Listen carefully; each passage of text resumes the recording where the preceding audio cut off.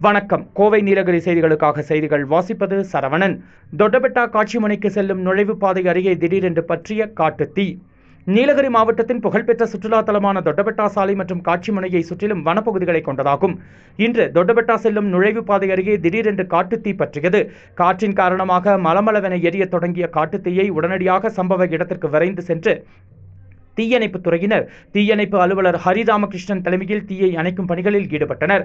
அவ்வழியாக செய்தி சேகரிக்க சென்ற செய்தியாளர் சரவணன் தீயணைப்புத் துறையினருடன் இணைந்து தீயை அணைக்கும் பணியில் ஈடுபட்டார். சுமார் 1 மணி நேர போராட்டத்திற்கு பிறகு காட்டுத்தீ அணைக்கப்பட்டது. இதன் காரணமாக தொட்டபெட்டா மலைச்சிகரத்தில் சிறிது நேரம் போக்குவரத்து பாதிக்கப்பட்டது.